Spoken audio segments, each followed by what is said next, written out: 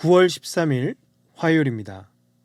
오늘 새벽 우리에게 주시는 하나님의 말씀은 사사기 3장 12절로부터 23절까지 말씀입니다. 이스라엘 자손이 또 여호와의 목전에 악을 행하니라. 이스라엘 자손이 여호와의 목전에 악을 행함으로 여호와께서 모압 왕 에글론을 강성하게 하사 그들을 대적하게 하시매 에글론이 암몬과 아말렉 자손들을 모아 가지고 와서 이스라엘을 쳐서 종려나무 성읍을 점령한지라. 이에 이스라엘 자손이 모압 왕 에글론을 18해 동안 섬기니라.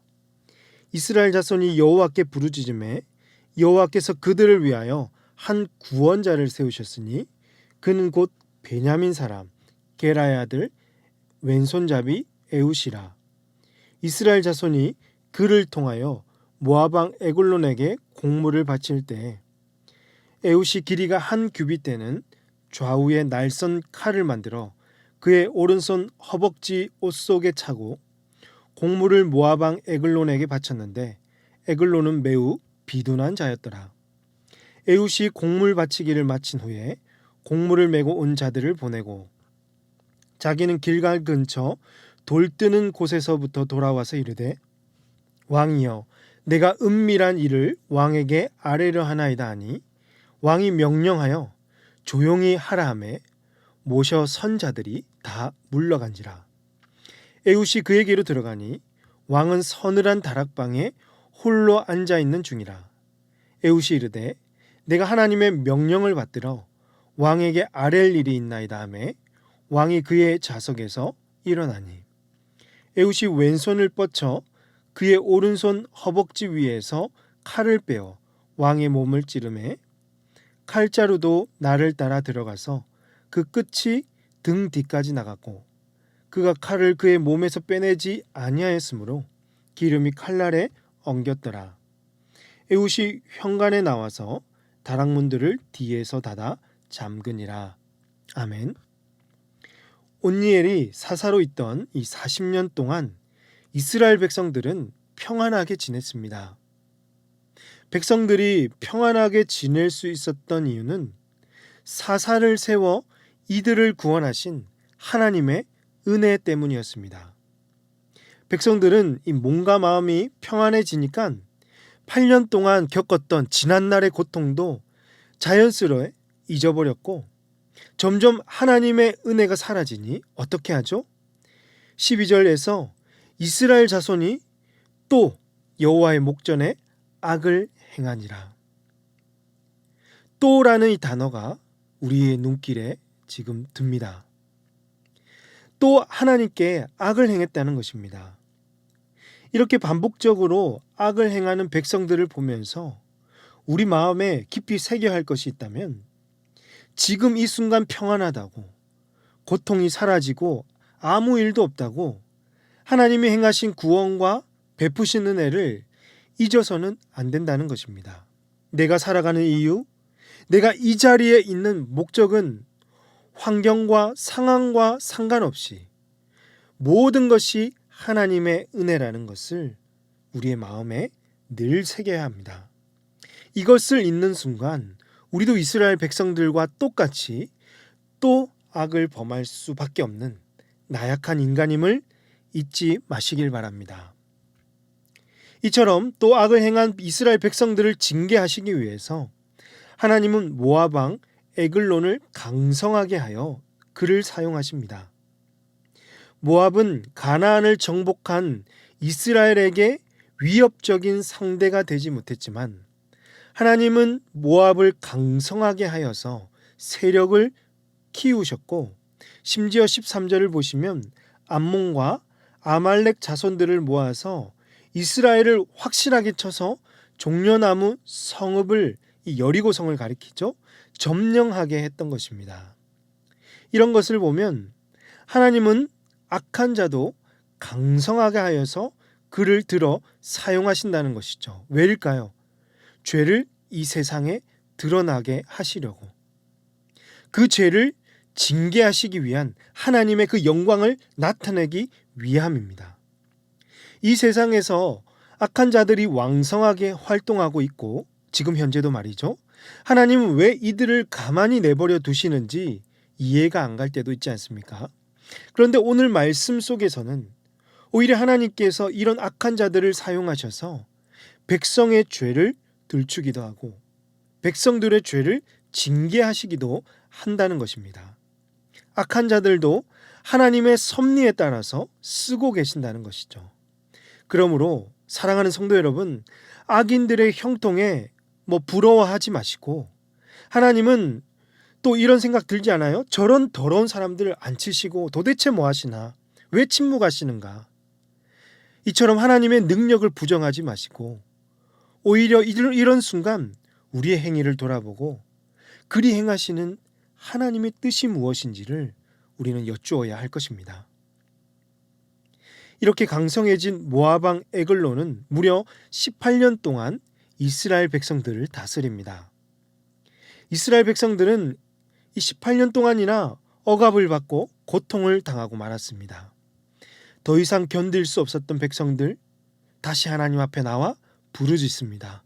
우리를 구원하시고 대적들의 억압에서 건져달라고 울부짖습니다. 하나님은 이들의 부르짖음을 들으시고 하나님이 예비한 또 한 명의 사사를 세우십니다. 15절 말씀에서 이스라엘 자손이 여호와께 부르짖음에 여호와께서 그들을 위하여 한 구원자를 세우셨으니 그는 곧 베냐민 사람 게라의 아들 왼손잡이 에웃이라.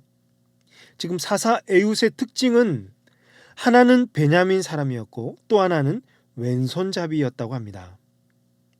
베냐민 자손은 이스라엘 백성들 중에서도 가장 작고 힘이 없는 자손들이었거든요.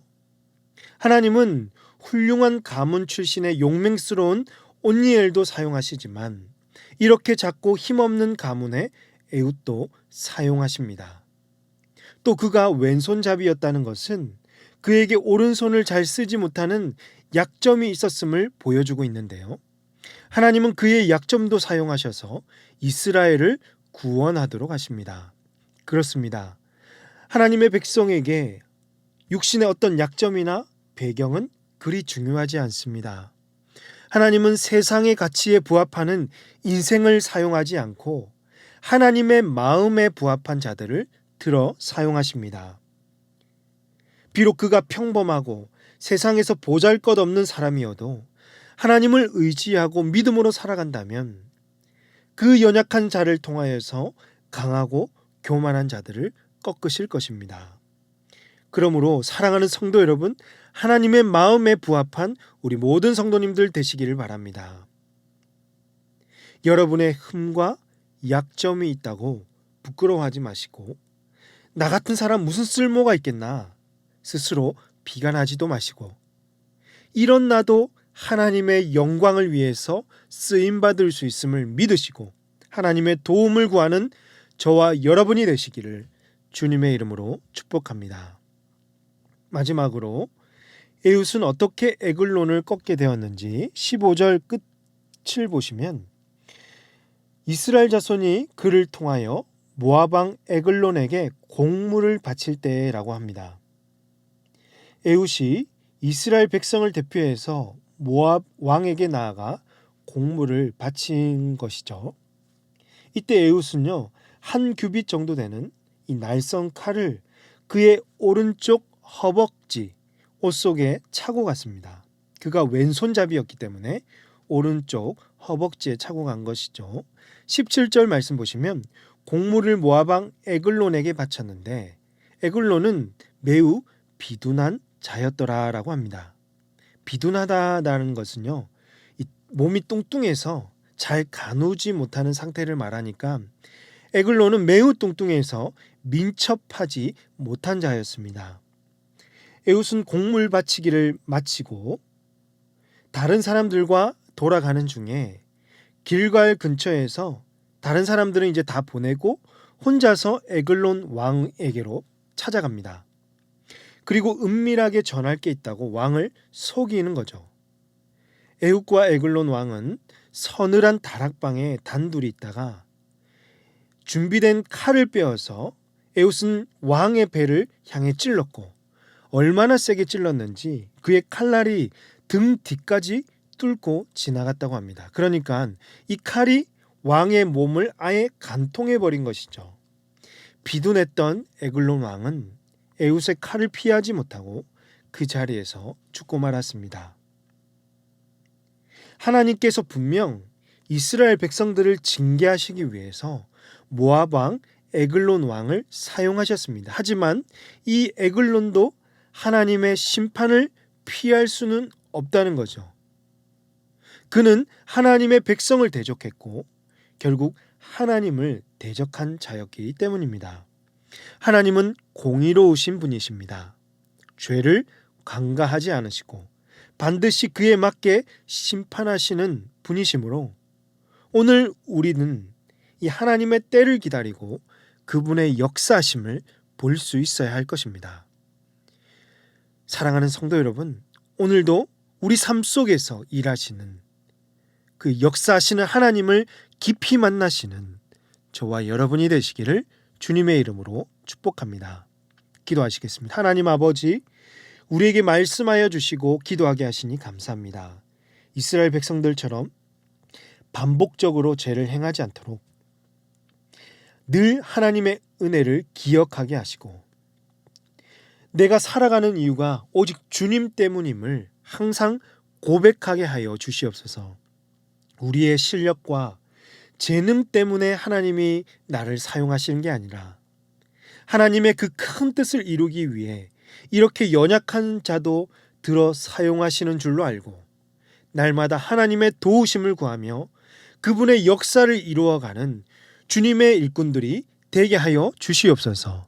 이 모든 말씀을 우리 구주 예수님의 이름으로 기도하옵나이다. 아멘.